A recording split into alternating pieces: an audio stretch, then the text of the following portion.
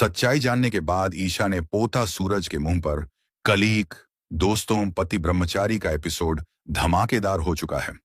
जहां पर आज का प्रोमो में आप लोगों ने देखा होगा कि फाइनली अब ईशा को पता चल चुका है कि जिस दादा भाई गुंडे को ईशा इतने दिनों से खोज रही थी और जिस दादा भाई गुंडे का सरकार को तलाश था, वह गुंडा कोई और नहीं बल्कि ईशा का पति है।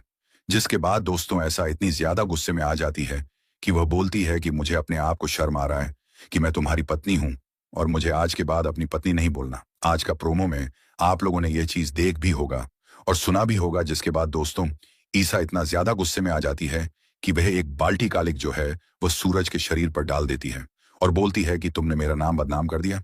लेकिन दोस्तों ऐसा सुनने को तैयार नहीं होती है कि आखिर किस मजबूरी में आकर के सूरज ने इस कदम को उठाया।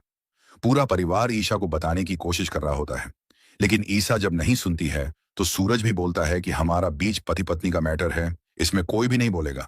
जिसके बाद दोस्तों ईशा बोलती है कि तुम अपने गंदे जुबान से मुझे अपना पत्नी मत बोलो। इसके बाद दोस्तों सूरज का दिल टूट जाता है, क्योंकि दोस्तों सूरज जो है वह अभी सच्चाई नहीं बता सकता है। अभी ईशा को सिर्फ इतना पता है कि सूरज दादा भाई गुंडा है, तो वह इतना ज्यादा गुस्सा कर रही है। लेकिन आप लोग सोचिए कि जब ईशा को पता चलेगा कि उसका भाई के साथ क्या हुआ है तो ईशा क्या करेगी। यह सोच सोच करके सूरज काफी ज्यादा डर रहा होता है और ईशा का गुस्सा का वह बुरा नहीं मान रहा होता है। लेकिन दोस्तों ईशा जो है वह खुद अब सूरज को गिरफ्तार करेगी। वह पल आ चुका है जिसका इंतजार इतने दिनों से था और मैं चिढ़ करके आपसे बता रहा था कि ईशा खुद अपने हाथों से सूरज गिरफ्तार करेगी।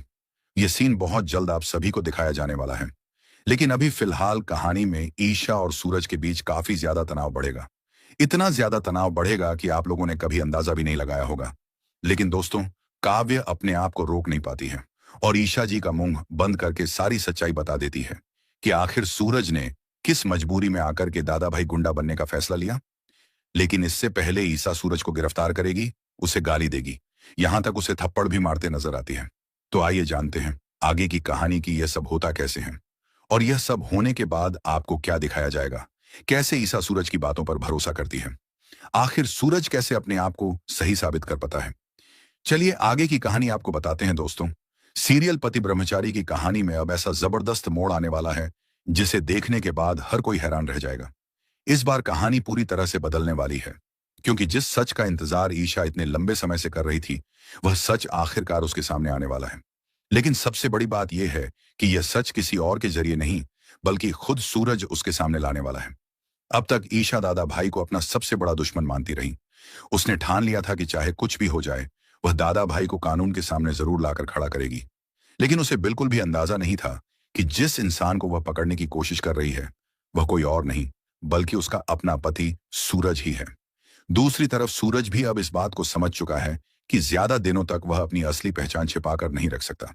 हर बार किसी न किसी तरह वह बात को संभाल लेता था, लेकिन अब हालात उसके हाथ से निकलते जा रहे हैं। इसलिए वह एक बड़ा फैसला लेता है। वह सोचता है कि अब झूठ और सच के बीच जीने का कोई मतलब नहीं है। अगर ईशा को सच्चाई जाननी ही है तो वह यह सच किसी और से नहीं बल्कि उसी के मुंह से सुनेगी। इसी सोच के साथ सूरज एक बार फिर दादा भाई का रूप धारण करता है। वही कपड़े, वही अंदाज, वही रौब और वही दबदबा। उसके लोग भी पहले की तरह उसके सामने सिर झुकाकर खड़े हो जाते हैं। पूरा माहौल बिल्कुल वैसा ही बना दिया जाता है जैसा हमेशा दादा भाई के दरबार में दिखाई देता था। हर तरफ सिर्फ एक ही नाम गूंज रहा होता है, दादा भाई। वहां मौजूद हर इंसान उसे उसी नाम से बुला रहा होता है। यह सब कुछ जानबूझकर किया जाता है ताकि ईशा के सामने अब कोई भी बात अधूरी न रहे। उधर ईशा भी पूरी तैयारी करके निकलती है। उसके मन में सिर्फ एक ही बात चल रही होती है कि आज किसी भी हालत में दादा भाई बचकर नहीं जाएगा। आज वह उसे हथकड़ी पहनाकर ही दम लेगी। उसे पूरा भरोसा होता है कि अब उसका मिशन खत्म होने वाला है। उसके चेहरे पर एक पुलिस अफसर का आत्मविश्वास साफ दिखाई देता है।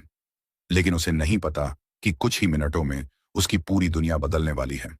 जैसे ही ईशा वहां पहुंचती है, सामने का नजारा देखकर उसके कदम वहीं रुक जाते हैं। वह चारों तरफ नजर दौड़ाती है और देखती है कि हर कोई एक ही आदमी के सामने झुका हुआ है। जब उसकी नजर उस चेहरे पर पड़ती है तो पहले तो उसे अपनी आंखों पर भरोसा ही नहीं होता। वह बार बार देखने की कोशिश करती है कि कहीं उसे कोई गलतफहमी तो नहीं हुई। लेकिन सच उसके सामने खड़ा होता है। कुछ पल के लिए ईशा बिल्कुल शांत हो जाती है। उसके दिमाग में हजारों सवाल एक साथ घूमने लगते हैं। उसे समझ ही नहीं आता कि आखिर यह सब कैसे हो सकता है।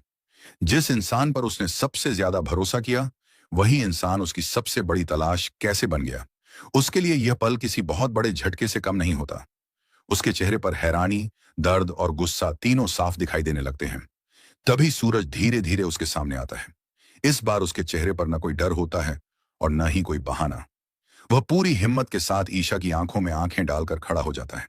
फिर वह अपने दोनों हाथ आगे बढ़ाता है और शांत आवाज में कहता है कि अगर तुम्हें दादा भाई को गिरफ्तार करना है तो मैं तुम्हारे सामने खड़ा हूं। मुझे हथकड़ी पहना दो। जिस इंसान को तुम इतने दिनों से ढूंढ रही थी वह कोई और नहीं बल्कि मैं ही हूं। सूरज की यह बात सुनते ही ईशा के पैरों तले जमीन खिसक जाती है। वह कुछ बोल ही नहीं पाती। उसके हाथों में हथकड़ी होती है लेकिन वह उसे पहनाने की हिम्मत नहीं जुटा पाती। एक तरफ उसके सामने उसका फर्ज खड़ा होता है और दूसरी तरफ उसका अपना पति। एक पुलिस अफसर होने के नाते उसे कानून का साथ देना चाहिए, लेकिन एक पत्नी होने के नाते उसका दिल उसे रोकने लगता है। यही वह पल है जहां से कहानी सबसे ज्यादा भावुक होने वाली है। सूरज भी जानता है कि ईशा इस समय किस दर्द से गुजर रही है। इसलिए वह उससे कहता है कि अगर वह सच में अपने फर्ज से प्यार करती है तो बिना किसी झिझक के उसे गिरफ्तार कर ले। वह यह भी कहता है कि आज वह भागने नहीं आया बल्कि खुद अपने कदमों से कानून के सामने खड़ा होने आया है। उसकी आवाज में पछतावा भी होता है और मजबूरी भी।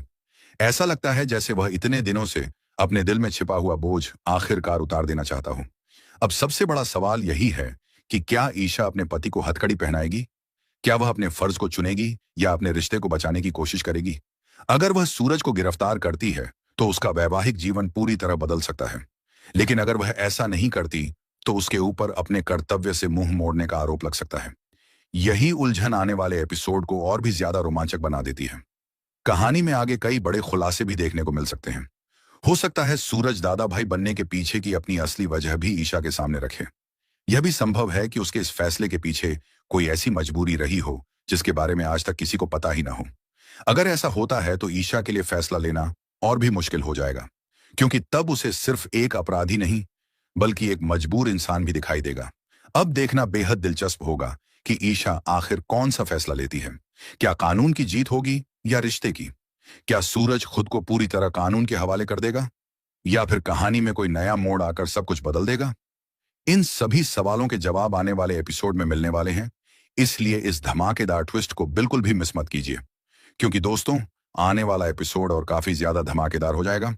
अभी तो आप लोग देख रहे हैं कि सूरज ईशा जो है वह एक दूसरे से नफरत कर रहे हैं।